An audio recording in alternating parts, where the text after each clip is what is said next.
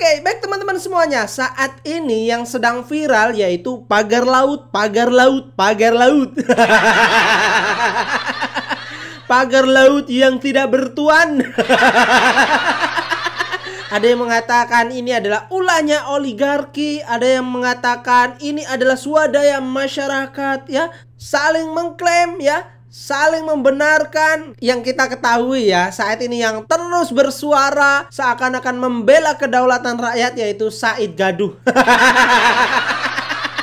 Ini adalah negara di dalam negara. Kata Said Didu, ini lebih iblis dari iblis. Ya, katanya pejabat-pejabat laknat. Berarti selama dia jadi pejabat berarti pejabat laknat juga. Tentunya Presiden Prabowo Subianto tidak tinggal diam teman-teman ya. Langsung mengeksekusi, langsung menginstruksikan melalui Menteri ATR BPN Nusron Wahid segera dicabut pagar laut tersebut ya. Dibantu oleh Angkatan Laut dan masyarakat sekitar. Nah, seperti apa keseruannya teman-teman ya? Mari kita simak Opung Parbelak bersama-sama ya. Seperti biasa sampai selesai biar teman-teman tidak gagal paham. Oke? Iki anake sopo iki? Iki wong tuane nang endi iki? Metu le. Metu le. Rano kerja te berenang nang banyu segoro ki bahaya. Metu. Didelok saya kok iki wong tuane sapa iki? Walar, ana kerja to, Le. Oh, tak kirain wong cilik. Gak taunya wong tuwe. Sampai niki ngopo to, Mbah? Ngisini-sini ae. Metu to, Mbah, mengko mengkerut. Mbah. Yo iki, kalau misalnya wong tuane wis ndak ada kerjaan alias nganggur. Lagi ngapain dia? Oh, berjuang bersama rakyat. Rakyat yang mana diperjuangkan? Ngapain dia sambil teriak-teriak oligarki? Aku mau nanya dulu sama kalian ini, apa jabatannya? Hah? Ketua LSM? Ketua asosiasi? Karena yang ku tengok berapa kali diusir dari tempat warga ini. Sekarang begini, aku jujur aja lah aku bilang ya, agak malas aku mencampuri masalah pagar laut ini. Tapi mau nggak mau aku akhirnya harus buka suara. Ya, jadi pagar laut 30 km sampai sekarang nggak tahu siapa tuannya. Masa nggak tahu sih siapa tuannya? Padahal kata Nusron Wahid, ya itu sudah ada HGB-nya. Bayangkan kalian, laut ada HGB. Ada hak guna bangunan. Bayangkan kalian dulu coba, 30 km itu berapa lama itu membangunnya? Yang jadi pertanyaanku ya kan, ada yang mengatakan bahwasannya itu yang membangun adalah para nelayan. Kayak mana cara nelayan itu mencucuk itu satu persatu? Mencucuk. Dicucuk, ditokok dari atas. Dicucuk lagi, diketok lagi dari atas. Iya. Kurasa itu 50 tahun pun nggak selesai itu. Aduh, perlu teknologi tinggi untuk membuat seperti itu model pagar laut, ya kan? Ada juga yang mengatakan katanya itu tempat budidaya karang hijau. Nggak tahu kuntawan yang betul. Ya jujur aja ku bilang ya kan, walaupun saat ini Said Didu seolah-olah memperjuangkan rakyat, ku bilang sama kalian, ini misinya ini lagi cari panggung ini. Yakin kalian lagi cari panggung? Ngapain coba dia jebur-jebur ke dalam segala? Kalau misalnya dia dihisap sama Putri Duyung, siapa tanggung jawab? Atau bagian dalamnya mengkerut kayak mana itu nantinya? Nggak dipikirkannya matang-matang. Nanti masuk angin, asam lambung. Nggak usah lebay lah. Nggak usah lebay. Nggak usah lebay. Rakyat tahu mana yang sungguh-sungguh, mana yang sandiwara. Tetap salah siapa? Tetap salah Jokowi. Apapun ketimpangan di bangsa ini selalu dikait-kaitkan dengan Jokowi. Siapa bilang? Rocky Gerung, Said Didu. Dua orang. Untuk sekarang PDIP keep silent. Tenang dulu kalian di boncengan ya. Gak usah terlalu banyak komentar, bahaya. Bahaya bisa diserang. Aduh, tahu nggak kalian ya? Ibu Titi Soeharto yang mantan istrinya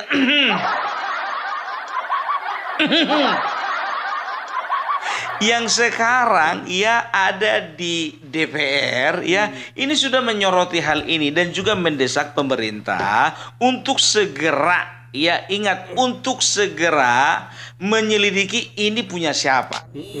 Dari Komisi 4 mendesak pemerintah untuk segera mengetahui dan mengumumkan itu sebenarnya pagernya punya siapa yang bikin, siapa yang suruh, siapa yang membiayai. Masa tiba-tiba ada gitu ya, 30,2,16 kilo kan nggak bisa dibikin 1-2 hari. Jadi ini supaya segera oleh pemerintah mengetahui siapa yang bikin ini. Ini biayanya mahal. Udah dihitung-hitung, ada yang hitung katanya 12, berapa miliar gitu ya. Terus tiba-tiba ada yang mengaku bahwa ada sekelompok nelayan yang swadaya membangun pagar laut ini. Kita ini dari Komisi 4 sedang berusaha untuk mensejahterakan kehidupan para nelayan. Kok tiba-tiba si nelayan itu punya duit segitu gitu ya. Ini karena bagaimanapun juga ya, pagar laut ini sangat berbahaya. Yang pertama berbahaya bagi ekosistem laut, yang kedua berbahaya bagi navigasi, yang ketiga berbahaya juga bagi nelayan, kan begitu ya. Aku tadinya pun juga kukira pagar laut itu cuma dicucuk satu-satu kan begitu. Nggak taunya panjang juga 30 kilo. Panjang 30 kilo. Kemarin ya dibongkar sepanjang 5 kilo, iya kan? Nah disitulah saya dulu cari panggung pakai apa namanya, kacu pramuganya itu. Ya kan, pakai apa namanya, simbol merah putih. Kok nggak kau aja yang lain? Atau yang lain itu malu ngeliat tingkahmu yang konyol itu? Aduh, nggak perlu orang kayak kau ya bertindak seperti itu. Serahkan kepada yang berwajib. Lagian juga apa fungsinya dia di situ? Biar seolah-olah dikatakan dia memperjuangkan gitu.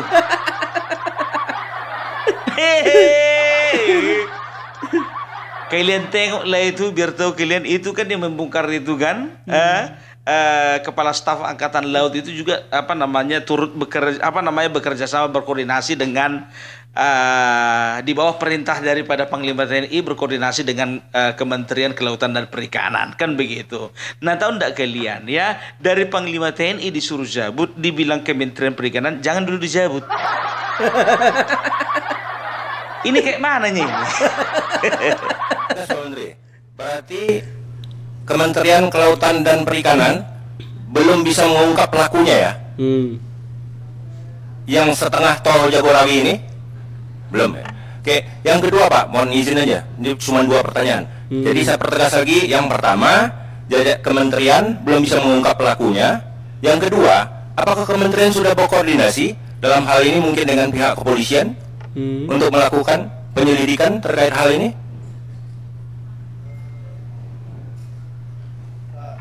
Karena kegiatan pemeriksaan ya, saya takut salah kata nih. Ternyata banyak salah bahasa-bahasa hukum yang nggak boleh, salah ucap.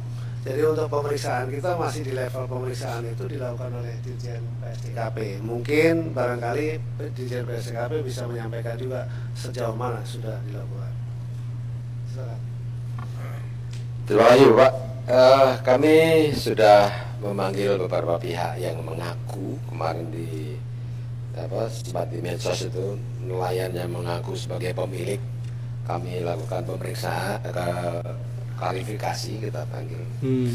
Mereka begitu diklarifikasi hanya menyampaikan kami hanya juru bicara nelayan, bukan penanggung jawab. Padahal situ bilang penanggung jawab, makanya kami panggil karena penanggung jawab. Ternyata yang disampaikan kami hanya mewakili nelayan sebagai juru bicara. Beda lagi. Jadi kami harus mencari lagi ini Pak, sampai nanti ada yang demikian Pak. Jujur aja lah, inilah dulu yang perlu kita soroti. Jangan masalah si Said Didu. Terlalu kecil Said Didu jadi bahasan. Ya, Kementerian Perikanan, Kelautan dan Perikanan ini mengatakan bahwasanya jangan dulu dicabut untuk memudahkan penyelidikan. Kan begitu. Sementara Nusron Wahid sudah mengantongi 2 nama perusahaan yang ada di belakang daripada pagar makan tanaman. Dari pagar laut itu. Itu pagar makan tanaman. Kan begitu. Ya coba dulu koordinasi antara Menteri KKP dengan Menteri Agraria Nusron Wahid. Siapa yang ada di baliknya? Kan cepat itu dapat itu. Jangan pura-pura lah. Kementerian itu harus kerjanya cepat gitu loh. Contoh Kementerian Pertanian. Gitu ya. Dan juga Kementerian Pendidikan Tinggi dan Sains dan Teknologi. Ya, jadi DPR pun juga sudah mendesak pemerintah untuk menyelesaikan masalah tersebut ya. Jadi begini ya, kita bisa melihat bagaimana pemerintah Bapak Prabowo ya harus memperhatikan apa yang menjadi masalah di negeri ini, termasuk masalah pagar laut ini ya. Jadi tolong sama kita semuanya jangan terlalu cepat menjudge ya. Ini gara-gara Jokowi yang memberikan izin ya, izin diberikan oleh Menteri Jokowi waktu itu. Kan begitu. Nah, sekarang kan begini ya, semuanya ada prosedurnya ya. Semua mungkin ada diskusinya, diskusi dalam bisnis ya, dan juga ada diskusi deal-deal ekonomi mungkin dibalik ini semuanya. Kita kan nggak tahu juga ya. Tapi kalau contohnya di kemudian hari ini akan menjadi masalah, yuk selesaikan masalah itu dengan baik. Bukan seperti ini caranya kayak si Said Didu nyebur-nyebur ke dalam laut. Teriak-teriak oligarki. Kayak parah. Tak rak duwe sopan. Nek tuwo mlampene ra iso dijogo. Jare ini tokoh masyarakat. Tapi wis pirong kali beliau ini datang ke daerah tempat masyarakat ditolak. Diusir-usir. Begitu ada masalah begini numpang tenang. Biar cepat terkenal. Ben iso dapat kedudukan ngono. Oh, ra iso. Said Didu sopo iku? Ya wes, kalau misalnya ada masalah ya dengan inisial A. Aku bilang sama kalian, aku nyatakan sama kalian, aku belum mendalami masalah pagar laut ini ya. Aku masih melihat bagaimana situasi